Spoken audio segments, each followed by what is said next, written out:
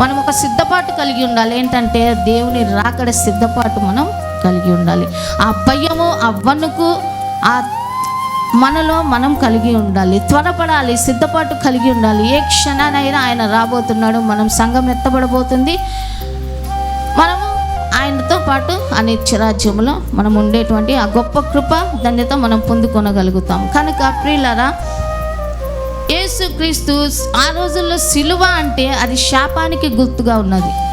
శాపము, ఎంతో భయంకరమైనటువంటి పాపములు చేసినటువంటి వారు, అతిక్రమములు చేసినటువంటి వారు, దేవునికి ఆయాసకరమైనటువంటి మార్గంలో నడిచినటువంటి వారికి మాత్రమే ఆ విధంగా సిలువ వేస్తారు. కానీ యేసుక్రీస్తు ప్రభువులో ఏ విధంగా, ఏ కోశాన, ఏ కోణంలో చూసినా ఆయనలో పాపం అనేది లేనే లేదు. దేవునికి స్తోత్రం, హల్లెలూయా. మన అతిక్రమముల కొరకు ఆయన మొత్తపడ్డాడు.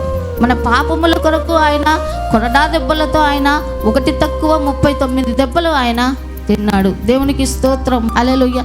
ఎంతో భయంకరమైనటువంటి చిత్రవదలు ఆయన మన కొరకు అనుభవించాడు. మనం ఉండవలసినటువంటి స్థానములో ఆయన ఉండి ఆయన భయంకరమైనటువంటి హింసలను ఆయన అనుభవించారు. నమ్ముతున్నారా? విశ్వసిస్తున్నారా? నమ్ముతున్న వారు దేవునికి స్తోత్రం చెప్పండి. దేవునికి స్తోత్రం, హల్లెలూయా.